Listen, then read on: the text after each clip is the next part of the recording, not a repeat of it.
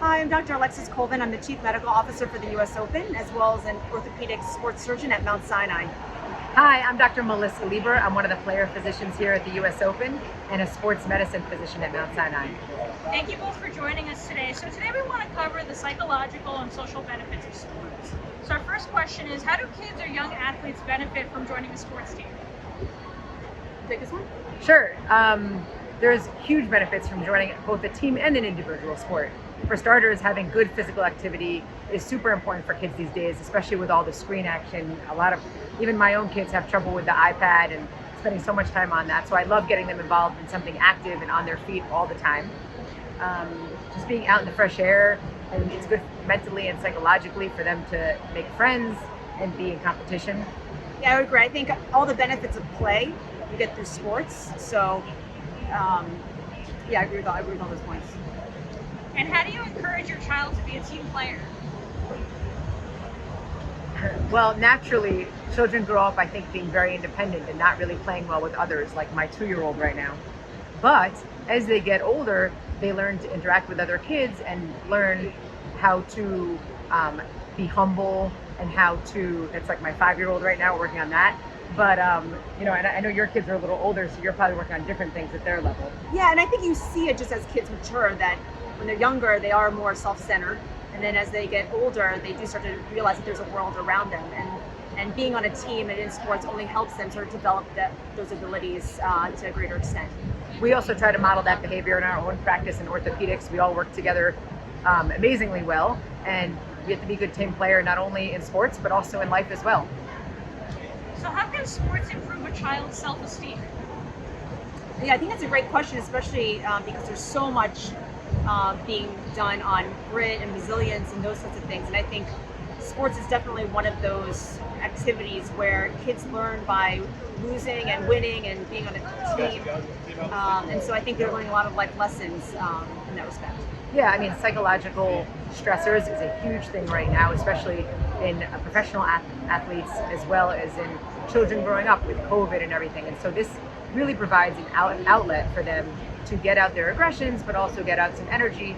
Now you want to make sure it's not creating more stress for them than they already had, but as long as they're having fun and learning what good competition is all about, then sports are great for them. So you touched upon a few things kids learn while playing sports. What other skills can they build on by playing a team sport? Some of the benefits of playing a team sport also translate to life itself. So cooperation, being a member or a leader, not always one role or the other, losing as well as winning, good sportsmanship. So I think not just the athletic skills, but also the life skills that then translate to being a student and then being in the workforce later on. And you also learn, I think, when you're a team athlete, you learn that actually you need the entire team to win. Just being good yourself is not going to make or break the team. We really need everyone to be good. And so really promoting others is part of being on a team and also makes you a better person in life.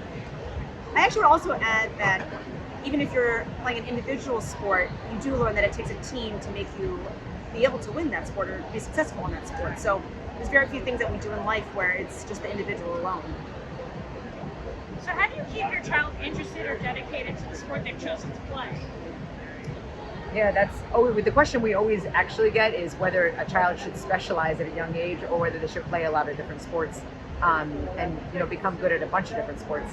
And I think part of keeping them interested is making sure they continually love what they're doing and it's not just all work. Yeah, I think keeping the fun in sports, I think, is really important. I think on the flip side, we're both parents, but we also see kids as patients in the office, and there are times when we see that maybe it's not the kid's idea or the kid doesn't necessarily want to be participating in that activity, but it's manifesting as something else. And I think having the awareness to know your child is also really important. Absolutely. So, either keeping them well-rounded or if they're a one sport focus, just making sure that they're always having fun and changing it up and doing other things to help that sport. So if you're a tennis athlete, obviously doing other types of cross training that promote tennis is also really helpful so you don't get burnt out and suffer from overuse injuries as well.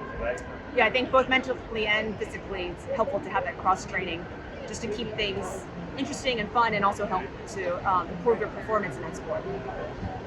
So lastly, how can parents teach their kids how to lose? I think we're still learning that one. We're both pretty competitive ourselves. And, I actually had a tennis match. I don't know if my partner's going to be watching this, the girl I played against, but actually a tennis match last week and I lost. And I think my daughter was shocked that I actually wasn't so upset about it. Of course, internally I was a little upset, but I tried to explain to her that, I actually lost to a better tennis player and that I tried my hardest and I plan to try again to win the next time. And so it's about being resilient. It's about knowing that you're not the best at everything, and that's okay. Yeah, I think it's using your real life examples or the real time examples to talk about those situations in which you don't get the outcome that you want and using those as teaching moments. So do you guys have any final thoughts for our audience today? I would say follow us on social media at Mount Sinai NYC for more behind the scenes action at the US Open.